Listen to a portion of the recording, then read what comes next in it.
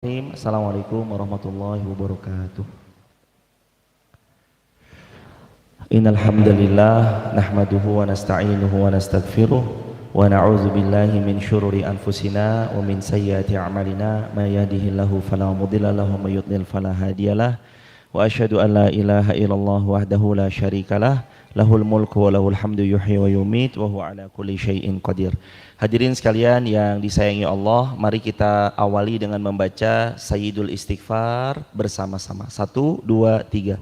Allahumma anta rabbi la ilaha illa anta khalaqtani wa ana abduka wa ana ala ahdika wa wa'dika mastata'tu a'udzubika min syarri ma sana'tu abu'u laka bi ni'matika alayya wa abu'u bi dzambi faghfirli fa innahu la yaghfiruz dzunuba illa anta.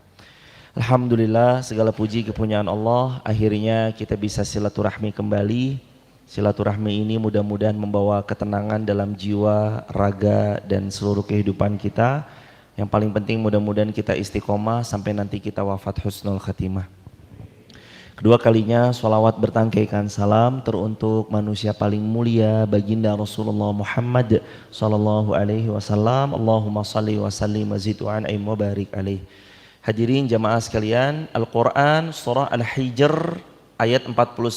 Silakan dibuka Al-Quran surah Al-Hijr ayat 49. Kita mau tilawah dulu seperti biasa, yang sudah lama kita belum tilawah lagi, mari kita tilawah bersama-sama. Al-Hijr itu surah ke-15. Al-Hijr surah ke-15, ayatnya ayat ke-49. Sambil dicari, sambil kita awali dengan ta'awuz bersama-sama. A'udzu billahi minasy syaithanir rajim. 1, 2, 3.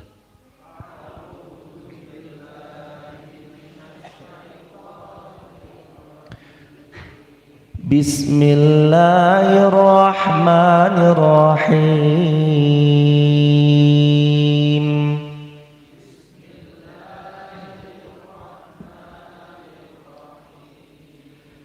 Nabbi ibadi anni anal ghafurur rahim.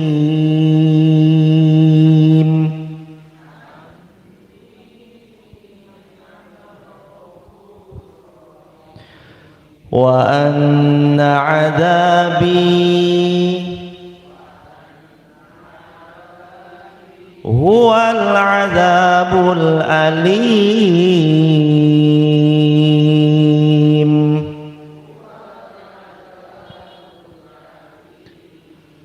Wa nabbi'hum 'an dhaifi Ibrahim.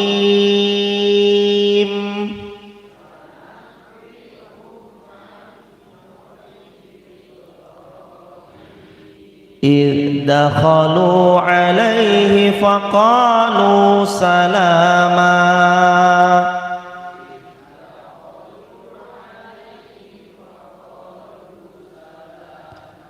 قال إنا منكم وجلون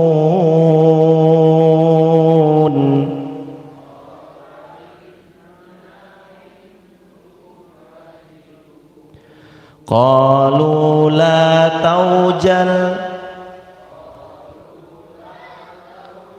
إنا نبشرك بغلام عليم.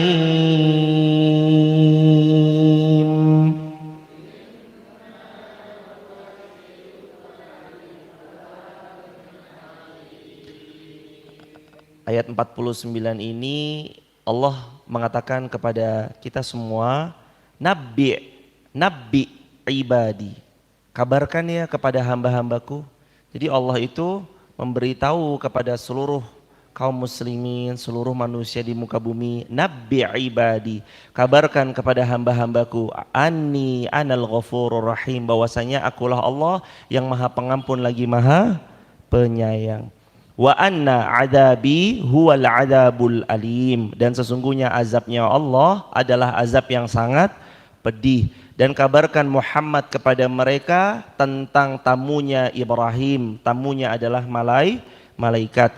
Ketika mereka masuk ke tempatnya, lalu mereka mengucapkan salam, dia Ibrahim benar-benar merasa terkejut, dan dia Ibrahim berkata, kami benar-benar merasa takut akan dirimu. Lalu kemudian mereka berkata, janganlah engkau merasa takut, sesungguhnya kami datang memberi kabar gembira untukmu dengan kelahiran seorang anak laki-laki bigulamin alim, bahwa anak laki-laki yang Allah karuniakan adalah anak yang alim, yang pandai, yang cerdas, yang berilmu. Sahabat yang dirahmati Allah, selamat datang di kajian Masjid Fatimah Az-Zahra, Wonosobo Kota.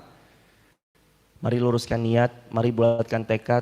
Tema kita kali ini adalah mengangkat kisahnya Ibrahim tentang wujud cinta seorang hamba. Saya awali dulu, sahabat yang dirahmati Allah. Nabi Ibrahim itu awalnya istrinya adalah Sarah, ibunya Ishak. Puluhan tahun beliau menikah, belum punya keturunan. Puluhan tahun beliau menikah, belum juga dapat buah hati.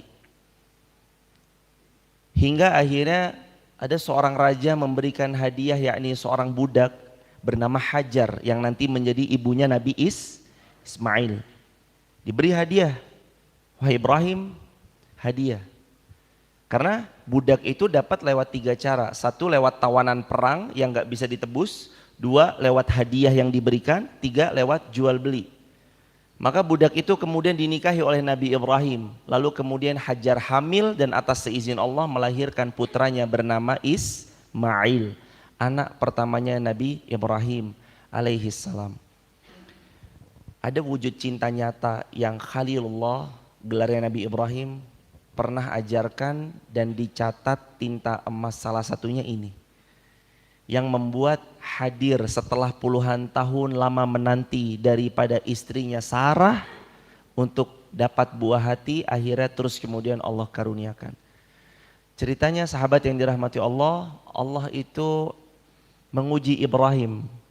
Ketika Ismail usianya waktu itu kira-kira sekitaran usia balagha ma'ahu sa'ya.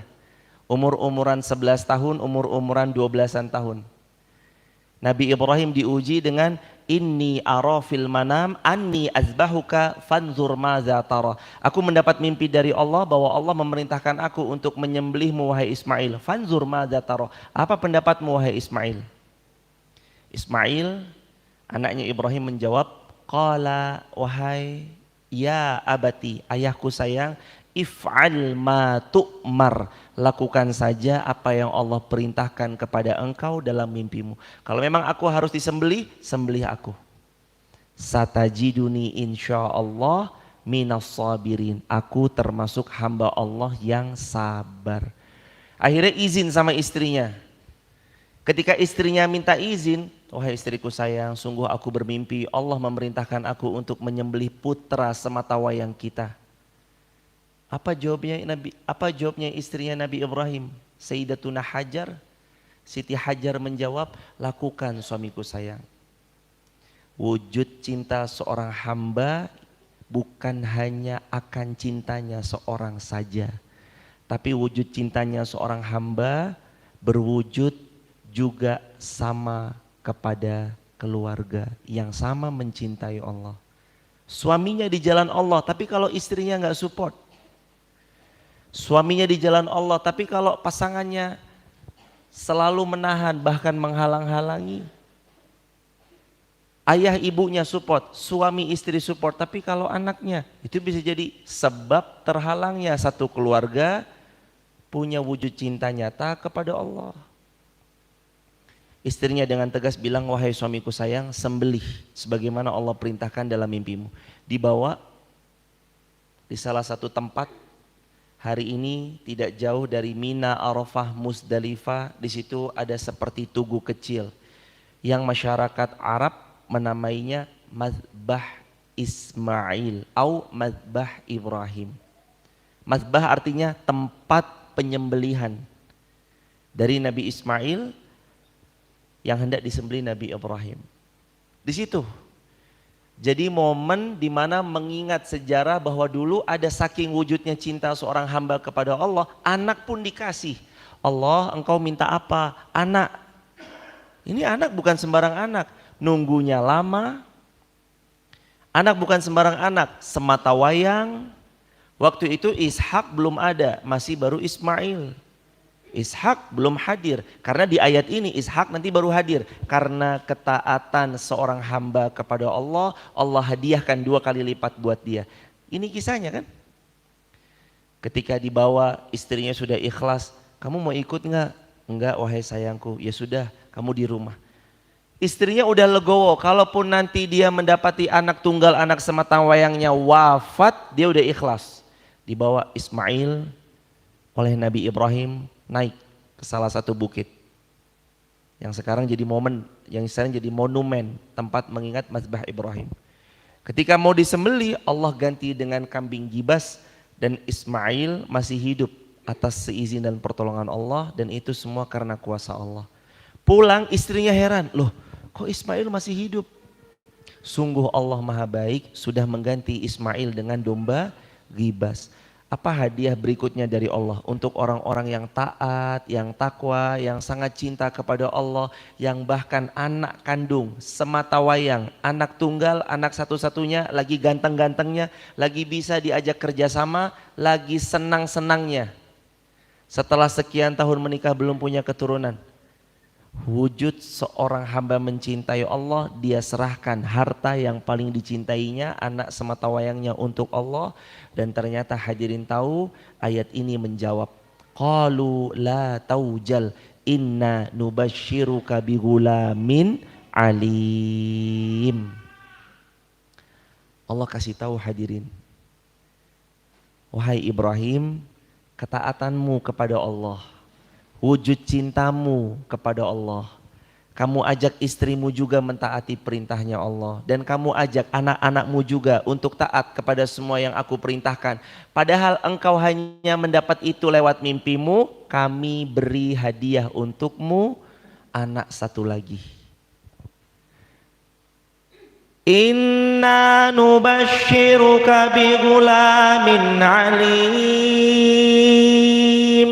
Dan kami kasih hadiah kamu satu lagi, anak yang alim, cerdas, pandai, pintar, berilmu. Kami beri nama anakmu itu Ishak, dari istrinya bernama Sarah, yang sudah puluhan tahun Sarah dinikahi dan belum punya keturunan. Sahabat yang dirahmati Allah, wujud cinta seorang hamba itu salah satunya mentaati perintah Allah, walau berat menurut kita. Siapa di antara kita yang kalau punya anak-anak semata wayang lagi tampan-tampannya tiba-tiba disuruh disembelih dan kita tega menyembelih? Jangankan nyembelih, kadang kita nampar anak kita aja, kita nggak mau. Jangankan nyembelih, kadang kita nyubit anak kita aja kita nggak mau. Jangankan disembelih, kadang kita selentik anak kita aja kita nggak rela. Bahkan jangankan kita, ada nyamuk nempel mendarat di pipinya anak kita aja langsung kita telepek. Saking cintanya kita kepada anak kita. Maka hadirin jamaah yang dicintai Allah Subhanahu wa taala, wujud cinta seorang hamba itu yang pertama adalah ketaatan. Yang bukan seorang diri, kalau bisa taat yang sefrekuensi, keluarga diajak taat, anak-anak diajak taat. Udah. Kalau bisa kita menjangkau orang tua kita sekaligus, ayo orang tua kita diajak taat, ajak taat orang tua kita. Jadi sefrekuensi bersama di dunia, bersama sampai syurganya Allah. Dan Allah itu ngasih hadiah loh jamaah. Orang yang taat itu enggak tanpa hadiah.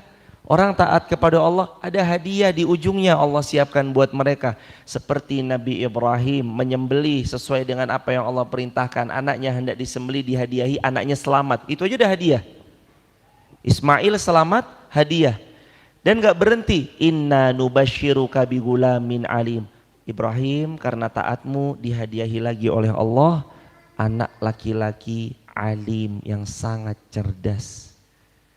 Langsung Allah hadiahi lagi, dan itu Allah. Setiap kali kita meninggalkan keburukan karena Allah, Allah tuh pasti kasih hadiah lagi, lagi. Apalagi Rasulullah pernah bersabda, kata Rasulullah, innaka lan tad'a syai'an lillahi azza wa jal illa baddalakallahu bihi ma huwa khairun laka min. Tidaklah wahai umatku, kata Rasulullah, kamu meninggalkan keburukan, engkau meninggalkan dosa, engkau meninggalkan kemaksiatan karena Allah, bukan yang lain. Innaka lan tad'a syai'an lillah. Kita ninggalin keburukan bukan karena kita capek.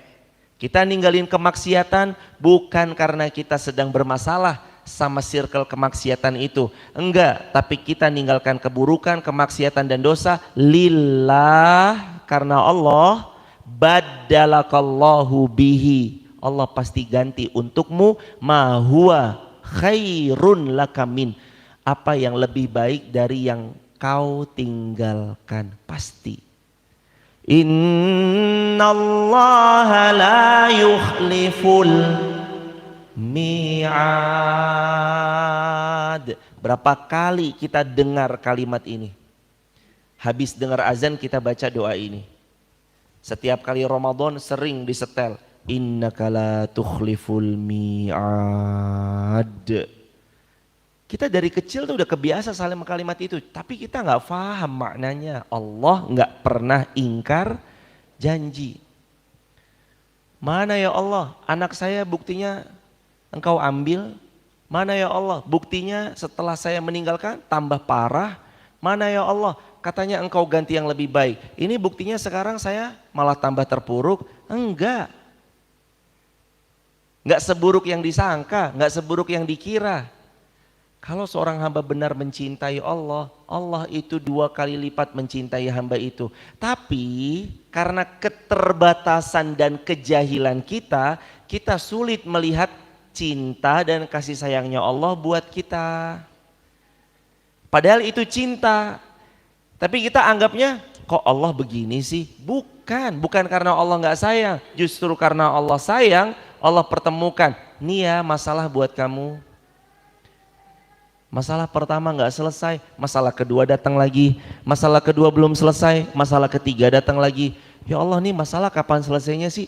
Enggak, bukan karena Allah lagi nggak suka sama kita, bukan karena Allah lagi nggak sayang sama kita, Allah hadirkan masalah. Justru karena Allah ingin sayang sama kita, Allah ingin ninggiin derajat kita, dan Allah nguji kita itu karena Allah benar-benar ingin kita jadi hamba yang lebih baik. Makanya diuji. Tan Malaka pernah bilang, terbentur, lalu kemudian terbentuk. Begitu kata Tan Malaka. Kita ini kadang harus dibenturin dulu untuk belajar. Kena lewat sini, aduh iya ya. Kena lagi masalah lewat situ, aduh iya ya. Kena lagi lewat situ, aduh iya ya. Jadikan pembelajaran yang mengupgrade diri kita. Makanya sahabat, gak ada orang mentaati perintah Allah kecuali Allah siapkan hadiah. Nabi Ibrahim dapat hadiah. Hadiah pertama, Ismail selamat. Hadiah kedua, Ismail tetap membersamai beliau dan ibunya senang, tidak khawatir kembali. Wajar, namanya ibu, anaknya mau wafat, wajar. Merasa sedih, merasa kehilangan, tapi ibunya mendapati pulang anaknya masih utuh, gak ada goresan pedang sedikit pun, senangnya bukan main dan bersyukur kepada Allah. Berhenti sampai situ? Enggak, Allah kasih kejutan lagi. Ini istrimu Sarah hamil dan kami berikan anak laki-laki yang bigulamin alim, yang berilmu. Siapa yang taat kepada Allah, wujud cintanya diwujudkan dengan taat kepada Allah, Allah beri hadiah untuknya. Tapi untuk dapat hadiah itu harus sabar melewati lika-liku episode kehidupan yang gak melulu harus sesuai dengan yang kita harapkan. Saya mengulangi kalimat yang dulu ya sahabat. Kalau hari ini sahabat punya rencana dan rencana itu tidak terjalankan dengan baik, Harusnya sahabat bahagia. Kenapa bahagia? Karena saat rencana sahabat tidak berjalan dengan baik, berarti saat itulah rencana Allah yang berjalan untuk menemani episode hidup sahabat sekalian. Jadi kalau rencana kita nggak jalan dengan baik, rencana Allah yang akan menggantikan rencana kita yang selama ini menurut kita sudah baik, Allah ganti dengan yang lebih baik. Dan itu Allah. Allah itu selalu ngasih yang terbaik untuk hambanya. Quran surah Al-Baqarah 216. Wa asa takrahu syai'an wa huwa khairul lakum wa asa tuhibbu syai'an wa huwa syarrul lakum wallahu ya'lamu wa antum la ta'lamun. Wallahu ya'lamu wa antum la ta'lamun. Boleh jadi kamu mencintai sesuatu tapi itu buruk. Boleh jadi kamu benci sesuatu tapi itu baik. Dan Allah lebih tahu dan kita tidak tahu apa-apa. Tugas kita, ranah kita aja dimaksimalkan. Tugas kita berikhtiar, ikhtiar yang baik. Tugas kita untuk ambil posisi bagian menjadi seorang karyawan yang amanah, dipasrahi suatu kegiatan, selesaikan kegiatan itu dengan sebaik-baiknya. Tugas kita kan gitu. Kita itu enggak dituntut untuk yang overload, enggak, karena Allah tahu takaran kita. La yukallifullahu nafsan illa wus'aha. Enggak mungkin dibuat overload karena Allah tahu beban kapasitas kita. Allah tahu kapasitas kita itu cukup 200 kilo dikasih beban 200 kilo. Allah tahu kapasitas pundak kita mampu memikul 2 ton dikasih beban 2 ton. Allah tahu kita punya beban 10.000 ton, maka Allah juga siapkan pengangkutnya yang kuat mengangkat 10.000 ton. Makanya ada nasihat, kun rahilatan, jadilah rahilah. Apa rahilah? Pengangkat beban. Rasulullah pernah bersabda, an-nasu ka'ibili mi'ah la takadu tajidu fiha rahilatan. Manusia itu seperti 100 ekor unta. Jarang-jarang saya bisa dapatkan dari 100 unta ada 1 ekor aja yang jenisnya rahilah. Apa rahilah? Unta pengangkat beban. Karena manusia kadang saking zaman ini semakin nyata keegoisannya, masing-masing hidup dalam dunianya sendiri. Bahkan ada yang tinggal di satu wilayah, kanan kiri depan belakang nggak saling kenal. Taunya berangkat gelap, pulang gelap, langsung tidur. Kanan siapa? Nggak kenal. Tetangga kiri siapa? Nggak kenal.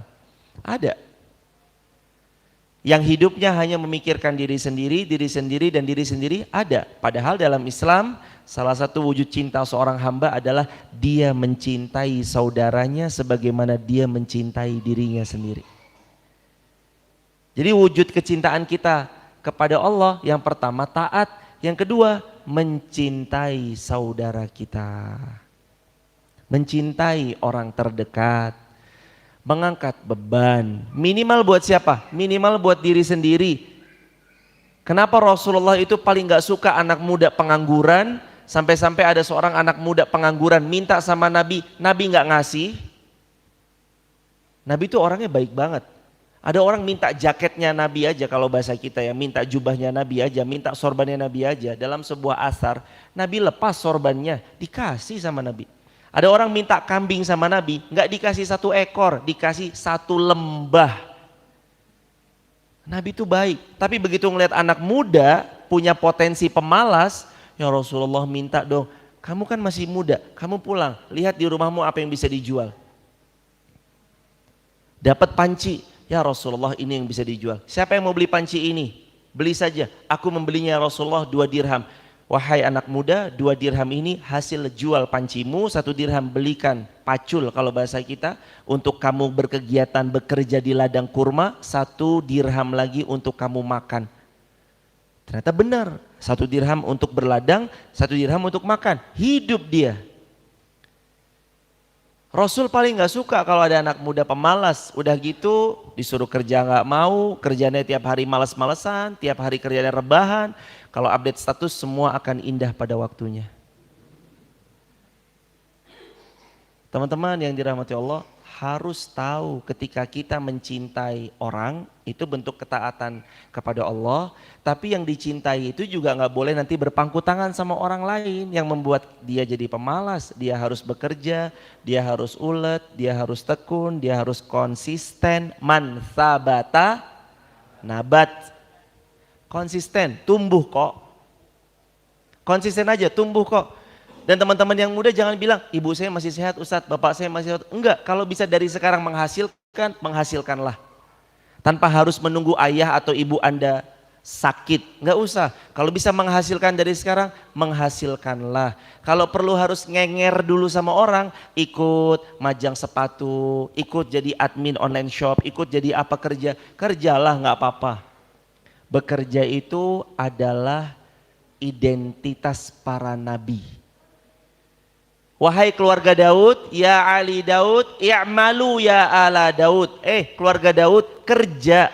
Keluarga Daud aja disuruh kerja. Padahal Nabi Daud siapa? Raja. Raja disuruh kerja. I'malu ya ala Daud. Keluarga Daud kerja. Jangan cuma mengandalkan karena kita mentang-mentang anak raja terus kita nggak bekerja, kita pemalas, enggak. Dan teman-teman tahu ketika kita menjaga diri dari meminta-minta, kita bekerja minimal kalau belum menikah, menafkahi diri sendiri, itu sama dengan kita menjaga diri dari meminta-minta. Wujud cinta kita sebagai seorang hamba yang pertama, taat. Yang kedua, mencintai saudara kita sebagaimana kita mencintai diri kita sendiri. Kalau dicubit sakit, jangan nyubit orang lain. Kalau diselentik sakit, jangan selentik orang lain. Man la yarham, la yurham. Kalau kita nggak sayang, potensinya kita nggak disayang. Maka hadirin, wujud cinta itu yang kedua, mencintai saudara kita. Semakin dewasa, mungkin kita akan jumpa dengan jumlah orang yang makin banyak. Kita ketemu sama fulan, kita ketemu sama fulana, kita ketemu sama fulan dan fulan dan fulan. Dan semua orang gak selalu harus seperti yang kita inginkan. Gak semua orang harus selalu seperti yang apa kita harapkan. Harusnya begini, iya. Tapi bukankah setiap orang punya pilihan hidupnya masing-masing? Iya. Tugas kita itu sahabat, kapan kita bisa mencintai dan membersamai dalam ketaatan kepada Allah, bersamailah. Kapan qadarullah kita belum bisa dan gak ada masalah, seminim-minimnya kita diajarkan oleh Allah dalam Quran surah Al-Hasyr. Allah berfirman, Rabbana ighfir lana dzunubana wa li ikhwanina alladzina sabaquna bil iman wala taj'al fi qulubina ghillal lilladzina amanu. Artinya apa sih? Di Quran surah Al-Hasyr Allah mengajarkan Rabbana ighfir lana dzunubana, ya Allah ampuni dosa-dosa kami. Wali ikhwaninal ladzina sabaquna bil iman, dan ampuni dosa orang-orang yang sudah lebih dahulu punya peran dalam keimanan. Ampuni juga awalun-awalun yang dulu punya peran dalam menyebarkan keimanan, menghadirkan rasa aman, mengenalkan Allah dan Rasulnya kepada khalayak. Punya rasa mahabbah. Oh iya. Sudah? Belum. Alladzina sabaquna bil iman.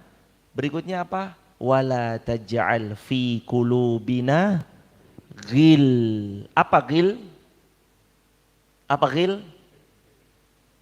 Penyakit ghil, penyakit apa? Penyakit ghil, penyakit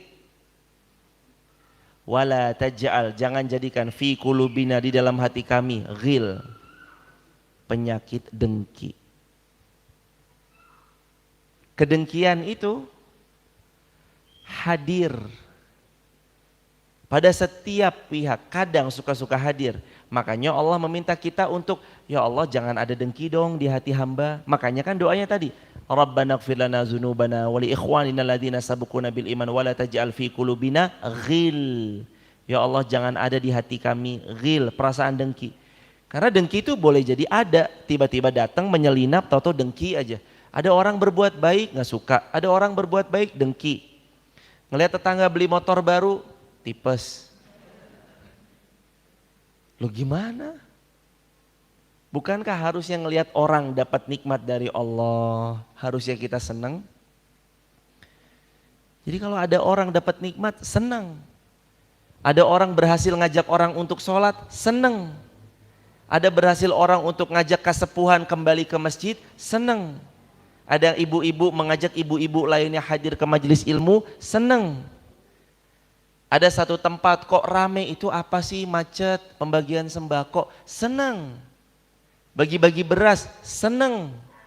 Ada orang bagi-bagi air sampai bahkan jauh ke Tanjung Anom, ke Kaliwiro, sampai menghalau kristenisasi dan segala macamnya. Harusnya senang, jangan sampai ada ghil, namanya dengki.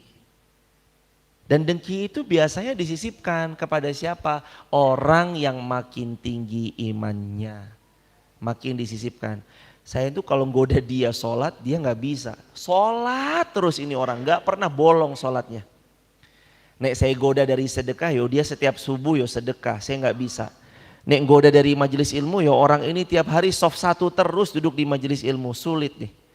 Saya goda dari mana ya? Dengki. Akhirnya menghasut. Hei, jangan ngambil sayur di sana, jangan ngambil sayur di sana. Lah kenapa toh? Ajaran sesat kae. Jangan ngambil itu di sini. Wah, itu begini dan begitu. Itu terjadi. Kenapa? Ada ghil. Ada yang namanya dengki. Padahal wujud mahabbah, wujud cinta, mahabbah itu dihilangkannya kedengkian. Gak ada dengki. Yang ada husnuzan. Husnuzan apa artinya husnuzan? Berbaik sangka. Kenapa ya? Kok dia sekarang gak pernah datang lagi ya? Oh mungkin dia lagi sibuk. Kenapa ya kok dia gak pernah ini? Oh mungkin lagi banyak urusan. Kok saya ngechat gak dibalas ya? Oh mungkin chatnya ketiban atau HP-nya sukanya ngeheng-ngeheng. Kenapa ya kok dia jalan gak nyapa saya? Oh mungkin matanya lagi lupa pakai kacamata. Namanya orang macam-macam kan. Ketemu, ngapa sih ini orang? Wah mesti. Ini orang udah makin sombong ya sekarang. Mungkin matanya lagi qadarullah ma syaa, lupa pakai kacamata. Jadi ketemu orang, ada siapa ya? Padahal mah sebenarnya pengen nyapa. Tapi mungkin kita yang keburu suudzon. Lewat di portal komplek, masa kaca mobilnya gak diturunin? Boleh jadi bukan lagi gak diturunin, di dalam tuh istrinya sama dia lagi ribut. Istrinya nangis, makanya kalau diturunin takut istrinya terlihat matanya sembab. Kamu gak ngerti. Lewat portal masa di sini, Bu kenapa nangis? Oh enggak, ini habis nonton sinetron telenovela di sini. Masa gitu ya, wagu. Akhirnya baik sangka yang menjadi penengah antara kita. Supaya melahirkan mahabbah. Jadi wujud cinta seorang hamba adalah taat kepada Allah. Taat di jamaah. Dan rasakan masing-masing tentang keajaiban taat. Allah tuh kadang ngasih hadiah yang bahkan we didn't expect. Atau we never expect. Kita gak pernah nyangka, kita gak pernah duga bakal dapat itu, Allah hadirkan. Ini hadiah untukmu ya hambaku. Ini hadiah untukmu ya saudaraku. Pasti di sebalik taat ada hadiah yang Allah siapkan untuk hambanya yang taat. Di sebalik cinta kepada hambanya ada cinta yang Allah akan siapkan untuk hamba tersebut yang mencintai saudaranya. Yuk jamaah, bismillah, saling taat, saling mengingatkan dalam taat, saling support dalam taat, dan jauhi maksiat. Dan mari yuk saling mencintai satu sama lain.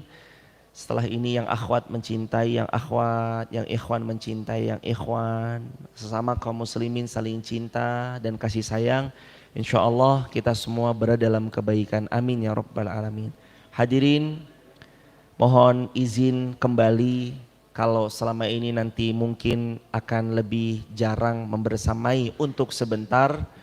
Karena mungkin nanti dibadalkan oleh Ustadz Ilham Ali, Ustadz Dama, ustadz-ustadz yang lain. Senang rasanya, alhamdulillah barisan dakwah semakin Allah perkuat dengan hadirnya ada ustadz-ustadz muda kita yang mulai naik ke permukaan. Justru itu yang memang kami harapkan, barisan dakwah ini nggak boleh sendirian. Barisan dakwah ini harus disupport dengan banyak orang. Mungkin besok ada Ustadz Roshid, siap ngisi Ustadz Roshid? Ustadz Tovan, Ustadz Ihsan, insya Allah nanti membersamai. Mohon izin besok kalau Allah menolong, tanggal 1 Oktober kami akan safar ke Solo, 2 Oktobernya safar ke Madinah. Kami membawa jamaah umrah untuk berumrah dari tanggal 1 Oktober sampai 11 Oktober. Kami mendoakan jamaah yang belum haji belum umrah mudah-mudahan segera haji dan umrah. Yang pernah haji umroh semoga haji umroh kembali lagi dan lagi, dan mudah-mudahan kalau bisa kita semua diwafatkan di tanah suci Makkah atau kita wafat di tanah suci Madinah dengan husnul khatimah. Lagi sujud di depan Ka'bah, mudah-mudahan kita wafat. Lagi ibadah di Madinah, mudah-mudahan kita wafat. Karena Rasulullah bersabda, meninggal di Madinah itu nggak sama dibanding ardullah akhar, dibanding bumi Allah yang lain itu nggak sama. Meninggal di Mekah Madinah istimewanya luar biasa. Mudah-mudahan besok kita diwafatkan di tanah suci Makkah Madinah. Amin ya rabbal alamin. Begitu sahabat, mohon izin Sabtu besok insya Allah nanti dibersamai oleh asatid yang lain. Terus Sabtu besoknya lagi tanggal 8-nya juga kami masih di sana, belum bisa membersamai kembali. Nanti insya Allah diganti oleh asatid-asatid yang hebat, yang keren, yang ilmunya luar biasa. Dan kita terus menimba ilmu, kalau bisa hadir. Kalau jauh gimana? Live streaming, TikTok bisa, YouTube bisa, Instagram bisa. Jangan ada hari kecuali kita menuntut ilmu. Karena menuntut ilmu Rasul bersabda talabul ilm faridatun ala kulli muslim. Menuntut ilmu itu hukumnya wajib bagi setiap muslim. Kapan kewajiban itu sudah diikrarkan, maka wajib bagi kita untuk menunaikan. Salam untuk keluarga di rumah, saling doa mendoakan, saling mengingatkan, saling mensupport dalam kebaikan. Dan terakhir sebelum saya tutup, mohon jamaah berkenan ditengok amal jariahnya. Itu sudah pelan-pelan diaci, sudah mulai dipasang rangka plafon-plafonnya, sudah mulai naik hebel-hebelnya, sudah mulai insya Allah hampir finishingnya. Jadi jamaah ditengok ya amal jariahnya, itu amal jariah kita bersama ditengok. Insya Allah sebelum Ramadan tahun depan lantai satunya sudah mudah-mudahan kita pakai beserta santri-santri tahfizul Quran. Mudah-mudahan Allah perkenankan sudah bisa pakai di sana. Barakallahu fikum, semoga jadi jariah buat sahabat semua. Bila mana ada sahabat TikTok, YouTube, Instagram, kalau ada yang mau bergabung di grup WhatsApp kajian saya, tap link di bio ya sahabat, sebut nama, asal kota, asal negara. Bagi ibunda, ayahanda, sahabat, anak-anak muda Kota Wonosobo yang disayang Allah, kalau ada yang mau bergabung di grup WhatsApp kajian saya, sahabat UWIR, silahkan save nomor WA kami 0812 13 60 70 20 0812 13 60 70 20. Dan terakhir, salam takzim untuk keluarga di rumah. Semoga istiqomah, sakinah, mawaddah warahmah, wafat husnul khatimah. Kita saudara di dunia, kita bersaudara sampai syurga. Subhanakallahumma wa bihamdika asyhadu an la ilaha illa anta nastaghfiruka wa natubu ilaik. Rabbana 'alaika tawakkalna wa ilaika anabna wa ilaikal masir. Rabbana hab lana min azwajina wa dzurriyyatina qurrata a'yun waj'alna lil muttaqina imama. Ya Allah, sembuhkan ya Allah penyakit kami. Ada di antara kami datang sedang gelisah, pulang beliau membawa ketenangan ya Allah. Ada yang datang membawa masalah, pulang beliau ya Allah dalam keadaan membawa anugerah. Ada di antara kami belum menikah, mudahkan tahun ini segera menikah. Pertemukan dengan jodoh yang salih dan salihah. Jadikan kami ya Allah hamba-Mu yang selalu pandai bersyukur kepadamu, selalu pandai melihat kebaikan pada setiap sisi manusia yang kami jumpa dan kami temukan. Ya Allah, jadikan hidup kami sebagai penambah dalam amal salih. Jadikan wafatnya kami sebagai pemberhentian dari dosa dan kekhilafan. Allahumma ja'alil hayata ziyadatan lana fi kulli khair waj'alil mauta rahatan lana min kulli syarr. Rabbana atina fid dunya hasanah wa fil akhirati hasanah wa qina azabannar wa adkhilnal jannata ma'al abrar ya azizu ya ghafaru ya rabbal alamin.